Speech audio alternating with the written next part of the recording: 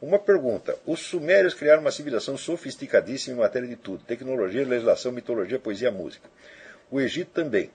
Mas não há ofício filosófico. Por que a filosofia só aparece na Grécia? Essa foi a pergunta que muita gente já se fez. Tá certo?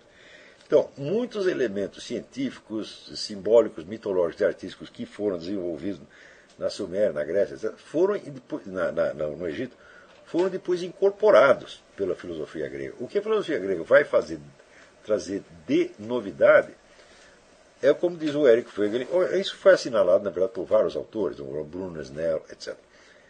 É a ideia da alma humana e do autoconhecimento humano como princípio organizador. Quer dizer, não é o cosmos, mas não é mais a ordem cósmica que funciona como modelo organizador da sociedade. É uma alma humana que busca se completar, busca a sua própria maturidade e busca a sua própria perfeição, e a partir daí ela observa a sociedade. Tá certo? Então, Sócrates julga a sociedade. Você não vê ninguém fazendo isso antes dele. Né? Então, ele julga a sociedade a partir da sua própria experiência de buscar a verdade dentro de si. Então ele encontra um novo princípio ordenador que não é acessível imediatamente à sociedade como um todo, mas é acessível somente ao indivíduo que se entregue a esta tarefa. Quando ele busca saber a verdade sobre si mesmo e sobre cada um dos tópicos que estão em discussão publicamente, ele está se entregando a um exercício que não corresponde a nenhuma função pública existente. Tá certo?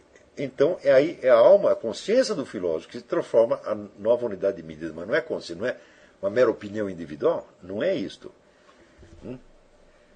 É o exercício de uma busca interior da verdade com uma persistência e uma honestidade até o fim. É aí que o filósofo conquista, vamos dizer, uma espécie de autoridade intelectual, apenas intelectual, superior à sociedade. Eu digo apenas intelectual porque Sócrates não se considera superior à sociedade ao ponto de querer mudá-la. Né? Ele não está fazendo um movimento de mudança social. Platão, na juventude, quis isso e depois disse que é besteira. Né? Se arrependeu. Mas Sócrates não está fazendo isso. Né?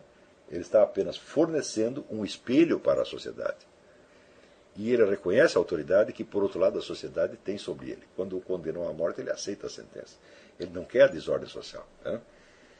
Ele quer apenas elevar o nível de consciência da sociedade. Está compreendendo? Agora, hoje em dia, qualquer moleque de 14 anos acha que nós precisamos transformar o mundo. Está entendendo? Digo, bom, Sócrates não queria tanto assim. Então, se nós perguntarmos por que só aparece na Grécia, digo, bom, existem muitos livros que tentaram responder a esta pergunta. Por que esta condição foi possível na Grécia? Né? Uma delas foi, que eu considero evidentemente a mais importante,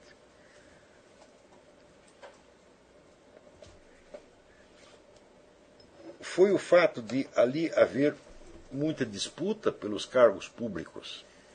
No sistema democrático vigente ateniense tem uma concorrência enorme pelos cargos públicos. E esses cargos públicos dependiam da capacidade de persuasão que as pessoas tivessem. Então se desenvolve ali, ao longo de muitos séculos, a arte da retórica, que era evidentemente a arte do político.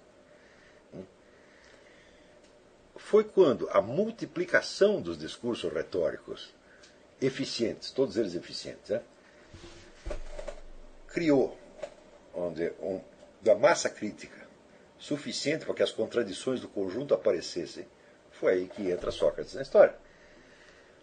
Quer dizer, você já tem uma série de discursos públicos altamente persuasivos, que todos eles parecem verídicos, né? Só que eles são contraditórios entre si. Então aí, de certo modo, a situação requer um outro tipo de atividade que não existia, que é a comparação entre os discursos, não do ponto de vista da sua eficiência, mas da sua veracidade. E que é exatamente o que Sócrates vai fazer. Então, o que eminentemente possibilitou o advento da filosofia em Atenas foi, vamos dizer, a intensa atividade política e a existência de uma técnica política que é a arte retórica, altissimamente desenvolvida. Quer dizer, os sofistas que eram? Eram um professor de retórica. Né? E como eles foram muito bem sucedidos nisso, então você tinha ali as várias condições para isso, a existência de uma camada de pessoas muito cultas, muito preparadas na arte retórica, na arte literária, etc. etc. Né? E segundo, você tinha uma acumulação suficiente, vamos dizer, de contradições para despertar o desejo de um algo mais. Está entendendo? Então, eu acho que essa foi a condição principal